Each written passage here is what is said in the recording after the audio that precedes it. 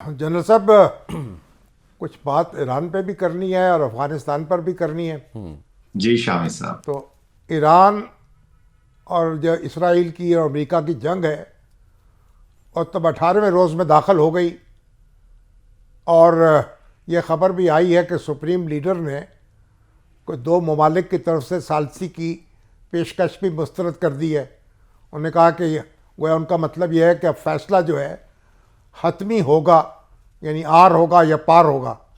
तो आप कैसे देख रहे हैं सारे मंजरनामे को? जी थैंक यू वेरी मच शामिद साहब। देखिए, मैं से ये समझता हूं कि ईरान जो है वो उसकी ये एग्जिस्टेंशनल वॉर है जी। उसके वजूद का ये सवाल है। और उनको सबसे बड़ा जो फियर ये है, वो समझते हैं कि अगर हमने कोई इस तरह का मुआहिदा इस वक्त कर लिया या कोई एक मुआहिदा हमारा हो गया, तो हो सकता है कि वो अगर अमेरिका कुछ अरसे के बाद फिर समझे या इसराइल ये समझे कि जी उनके पॉलिटिकल ऑब्जेक्टिव्स जो आज तक किसी को नहीं पता क्या है सिवाय ट्रंप के। मेरे ख्याल में ट्रंप को खुद भी नहीं पता कि उनके पॉलिटिकल ऑब्जेक्टिव का, जिसने इस वॉर को कंफ्यूज किया है। तो वो हो सकता है नए पॉलिटिकल ऑब्जेक्टिव एस्टेब्लिश करके एक दफा फिर चढ़ दौड़े ईरान के ऊपर। और उस वक्त हमारा रिस्पांस इतना इफेक्टिव नहीं हो सकता जिस रिस्पांस ने अब थोड़ा सा अमेरिका इसराइल की एप्लीकेशन को कंडीशन की है। ईरान ने स्ट्रेटेजिकली अपने तमाम एसेट समझ लें कि जो भी जंग के कॉन्टेक्स्ट में, पॉलिटिक्स के कॉन्टेक्स्ट में, डिप्लोमेसी के कॉन्टेक्स्ट में वो झोंक दिए हैं शामी साहब उन्होंने इस वॉर में जी। मिडिल ईस्ट के अंदर उन्होंने सिचुएशन क्रिएट की है। उन्होंने वेसल्स जो अपना pressure point, economic pressure points हैं वो इस्टेब्लिश किए हैं। उसके बाद उन्होंने अपना मिसाइल के जो अटैक्स हैं उस डोमेन को इस्तेमाल किया है। जो लेबनान में उनके अगर एलिमेंट्स कुछ हैं तो उनके इस्तेमाल किए। तो उन्होंने तमाम अपने, वो कहते हैं ना जी, एसिड्स जो है स्ट्रेटेजिक को ऑपरेशनल, उनका इस्तेमाल किया। तो वो शायद उनको ये भी फियर है अंदर कि अगर हम 6-7 महीने बाद दोबारा जंग हमारे ऊपर मुसल्लत होती है तो हम इस कंडीशन में नहीं होंगे किस तरह का रिस्पॉन्स जनरेट कर सके। तो they want to build the notion of victory या notion of stability from the present situation. वो इसको लूज नहीं करना चाहते जी। वो उनको अभी तक एतबार नहीं आ रहा। और सबसे बड़ा धोखा जो उनके साथ हुआ है वो प्रॉब्ली उसको उनको फील जो हो रहा है, वो जो स्मोक स्क्रीन क्रिएट की गई थी डायलॉग की और उसी के अंदर से ये वॉर जनरेट हो गई। एंड ऑफ कोर्स अली खamenei की जो शहादत है जी, वो कुछ छोटी शहादत नहीं है। That also have the emotional aspects also. वो भी इनकी स्ट्रेटजी में कहीं ना कहीं नजर जरूर आ रहे हैं। बहरहाल वो रिलाय कर रहे हैं अपने 93 मिलियन लोगों के ऊपर और अपनी स्ट्रेटेजिक लोकेशन के ऊपर। वो इस वॉर को एक लॉजिकल एंड तक, इस जगह तक ले जाना चाहते हैं कि डेटरेंस री एस्टेब्लिश हो जाए, दोबारा सोच ना आए ईरान के खिलाफ जन साहब जो मगर मगर ये लॉजिकल एंड क्या है? यानी अमेरिका कह रहा है कि ईरान गैर मशरूत सरेंडर करे, और ईरान कह रहा है कि अमेरिका घुटने टेक दे।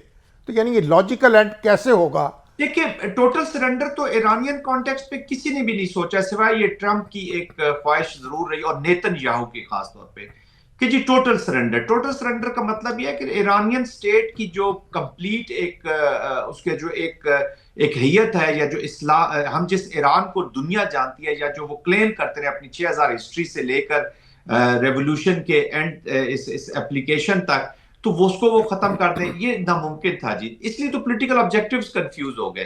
कभी वो रिजीम चेंज हो गए, कभी रिजीम कोलैप्स हो गए, कभी मिलिट्री डोमेन में चले गए, न्यूक्लियर से मिलिट्री, मिलिट्री से होती है फ्लक्चुएट होते रहे, जिसकी वजह से मिलिट्री भी कंफ्यूज। लॉजिकल एंड मेरी नजर में यही है कि वो गारंटीज चाहते हैं ईरानियंस जो है तो शामिर साहब के जनरल साहब, ये ये आइंदा। गारंटी गारंटी कौन देगा?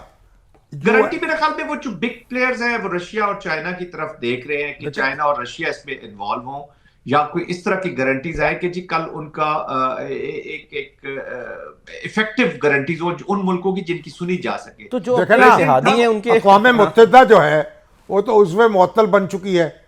अमेरिका ने तो उसके पल्ले कुछ रहने नहीं दिया। तो अब ये जो रूस और चीन अगर गारंटी दे भी दें, तो वो तो गारंटी जो है उस पर अमल कौन कराएगा? देखिए, रूस और चाइना, मैं वैसे बात कर रहा हूं, इसको थोड़ा सा आगे बढ़ाता हूं कि रूस चाइना अलॉन्ग विद तुर्किया हो गया और Saudi Arabia. Saudi Arabia is a की कंट्री, क्योंकि सऊदी अरेबिया जो है वो मिडल ईस्ट का भी जो सिक्योरिटी आर्किटेक्चर है along with few other countries also, वो चूंकि वेस्ट और अमेरिका के साथ है। एंड सेकेंडली सऊदी अरेबिया की जी इन्वेस्टमेंट है, आई मीन ह्यूज इन्वेस्टमेंट है यूनाइटेड स्टेट्स ऑफ अमेरिका में, जो एक लीवरेज, इंपैक्टिव लीवरेज हो सकती है जिसको नोबडी वुड लाइक टू। और फिर इकोनॉमिक जो टेंडेंसीज हैं प्रेसिडेंट ट्रंप में कि वो बेसिकली तो बिजनेसमैन है, स्टेट क्राफ्ट तो आती नहीं, स्टेट्समैन तो है नहीं, वो स्टेट क्राफ्ट को भी बिजनेस, स्टेट रियल स्टेट, वो देखे ना स्टीव विटकॉफ, उनके एक्सपर्ट सारे जो डिप्लोमेसी भी चला रहे हैं वो सारे उसी डोमेन में। तो वो जब और अमेरिका का एटीट्यूड भी है, मैं शामी साहब इनके साथ मैंने 2 साल काम किया जी सेंटकॉम में, वो डॉलर्स को बड़ी वुक्कत देते हैं, every bill is counted for.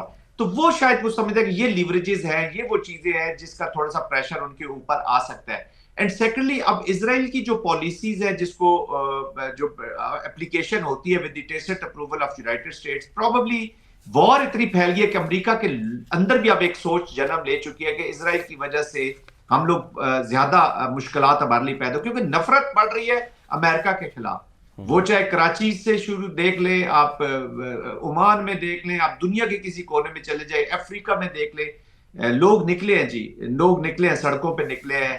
इसलिए तो आपके बारे में भी, सबके बारे में एक एक नफरत जो है तमाम मुल्कों में वो अमेरिका के खिलाफ डेवलप हुई है। और अमेरिका के अपने न उनको कोई इमिनेंट थ्रेट था, वो उनकी कांग्रेस ने कह दिया, लोग अभी इंतजार में है कि अभी वॉर के बाद भी एक पॉलिटिक्स शुरू होगी जो एक और एनवायरनमेंट को क्रिएट करेगी with in United states of America, जो प्रेशर्स डालेगी प्रेसिडेंट ट्रंप के ऊपर। End of course mid term के जो रिजल्ट है वो भी इंपैक्ट डालेगा, अगर वो जीत जाते हैं तो फिर तो इसी पॉलिसी से चले। असल में ट्रंप की जो अनप्रेडिक्टेबिलिटी है, इससे लोग बहुत खाइफ है और डर लगता है। और जनरल साहब जो नेटो को वो बार बार धमका रहे हैं, देखा जाए तो जो इत्तेहादी ममालिक हैं वो तो तेल देखो और तेल की धार देखो वाली पॉलिसी पर अमल पैरा है।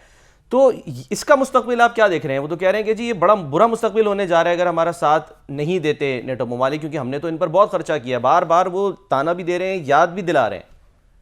President Trump as a mercurial personality, वो स्टिक भी रखते हैं और कैरेट भी। नेटो को तो उन्होंने बहुत एम्बेरस, इवन अभी देखे यूनाइटेड यूके जो था वो उनको सपोर्ट भी कर रहा है, उनके वहां से टेक ऑफ भी कर रहे हैं, लेकिन उसके बावजूद वो उनको थ्रेट कर रहे हैं। तो अपने फ्रेंड्स को अलाइक, नेटो पे पहले बड़ा प्रेशर है जी, 2% ऑफ देयर जीडीपी का वो डिफेंस बजट में करते थे, दे वर कंफर्टेबल, क्योंकि ज्यादातर जंगें तो अमेरिकन ऑब्जेक्टिव्स की वजह से नेटो को लड़नी पड़ गई। यूक्रेन में अमेरिका को वो यूज जरूर कर रहे हैं, यूरोप जो है वो अमेरिका को साथ मिलके यूक्रेन के थ्रू रशिया को अच्छा खासा लड़ रहे हैं, क्योंकि they want to reduce Russia through Ukraine. वो कहते हैं इसी बफर में ये लड़ता रहे, यूक्रेन के थ्रू अमेरिका को यूज किया, स्मार्टली यूज किया अमेरिका को।